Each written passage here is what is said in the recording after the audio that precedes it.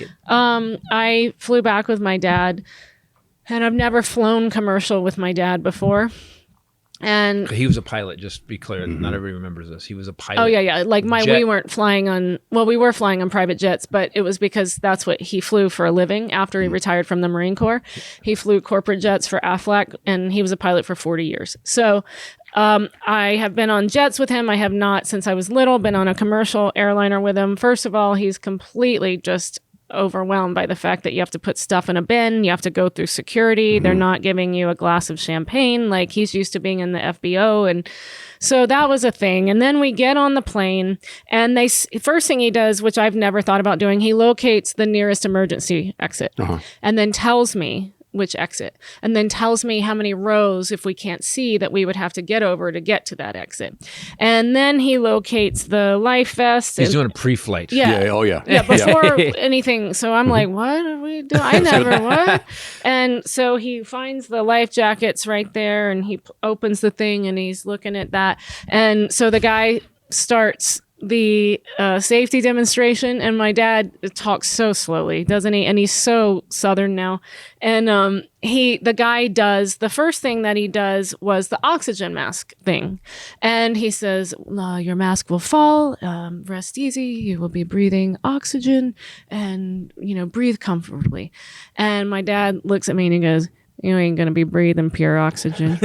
And I go, what? And he said, it's probably 50% oxygen. Jet fuel in there. You're going to be getting some jet fuel and some smoke. And I go, what else am I going to be breathing? He goes, whatever else is on fire. And I'm like, they haven't taken off yet. So the guy, he goes from the front, and then he goes to steerage and does the demonstration again. Well, after he does that, my dad's, hey, excuse me. And the guy leans over, and the guy is like maybe a jazz performer in an earlier life. And my dad goes, Broadway show. Leans across me, and he goes, that's not 100% oxygen. You told him it was oxygen, and it's not. And I'm sitting in between like this, and the guy goes, I'm sorry, what? And my dad goes, it's about 50% oxygen, and then 50% other things on fire. And the guy just goes, okay. And so he goes back and he starts the vest, the life preserver. My dad leans over as soon as he does it, and he goes, it's not going to inflate. And I said, what? And he goes, CO2 cartridges, they're old, they don't replace them. It's not going to inflate. In between panicking and drowning, you're going to have to find time to go into that tube. With your 50% oxygen that you have. I was like, what is even happening? You're sitting next to George Costanza, like the whole yeah. Then he also told me that or Larry David. They tell you to look for the safety lights on the floor. If this thing goes down, you're not going to see any light at all. You're not going to see anything.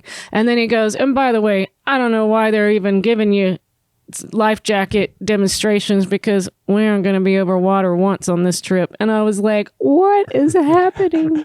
That's just a standard thing. And they only tell you like something if it's like a mild. No, you're going to die is what he's saying. Pretty much you're going to die. Don't even bother with the jacket. The planes would be out of business if they told the truth like that. No, my dad wants that guy to adjust his safety demonstration to that information. I was like, Dad. You know how cheap flights would be if they give a safety demonstration like your dad? It would just be like, it would just be you and I on the plane, just be you and I on the plane, and one other crazy guy. We don't give a shit if we go down. He also said, and if this thing did go down on water, you're not going to be right side up. That's what he told me. He goes, plane's top heavy. You're gonna land. He goes, I had to train blindfolded in a pool, getting out of a seat in a plane. Remember repeatedly. that movie Castaway with Tom Hanks? He wouldn't have never survived that. No. And I was like, do we have to? I texted him. I said, I have never had a more realistic pre-flight demonstration. I'm very stressed. And you weren't answering. Did you think this was going to help? Yeah, that's just my dad. If you're around my dad, there is not a lot of frill. It's just cut and dry, very Marine, quiet, slow, and under his breath. He's also very funny, and so a lot of my friends haven't met him because he hasn't been out here. So you guys got off the plane and just called it a day. He stayed on. Ray got off. She drove. Well, what really sucked was then we had horrific turbulence the whole way back. And it was the guy climbed and descended and finally announced, I can't find smooth air. We're just going to have to deal with the chop. Yeah. And I had already had a dream the week before. Remember that I died on that flight. Yeah, she told me that. She said, I was like... what did he say then? He was like, "This is the beginning of it." No. He's like, remember me from your dream? Whoa, whoa, whoa, whoa! That's also in the Stephen King book. You know what's weird is that he was unaffected by turbulence. It's something that he dealt with so often, and he, I guess, knows it's not dangerous. So I did really try and watch him to see if he at one point fell asleep, leaning forward. Although I ordered him a Bloody Mary, and he doesn't really drink. So, yeah. So he was wasted. Just used to it. Well, that's good. And turbulence isn't bad. Horrible to know that the life jacket and the oxygen mask is worthless. Doesn't work. Do you guys ever take a flight and then during turbulence, there's like a lot of cracking noises? Do you ever have that? Yeah, the squeaky. Yeah, That squeaky. like, What's falling off?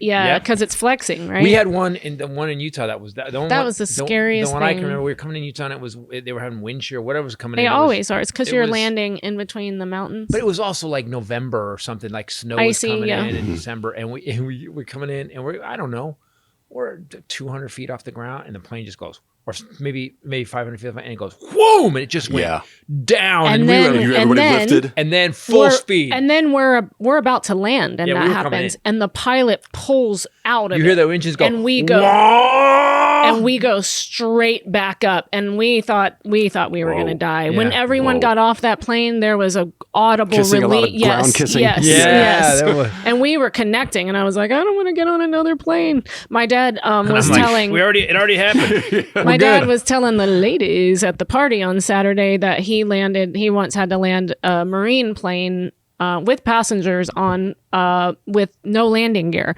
on ice. His landing gear froze. He's like Sully. He's like a He's an old school badass Yeah, pilot. yeah, he's a badass pilot. His landing gear was frozen and couldn't deploy, and so I had to bring her in with no landing gear on an icy runway.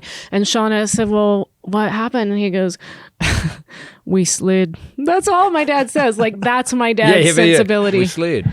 Dad, I No just landing gear, explained would- ice and runway, didn't I? didn't it hurt when you used to bite out of shot glasses and swallow it when you were in the Marine Corps? It hurt worse coming out than Yep. going in. oh my god. It's like, what God. is happening? Oh my god.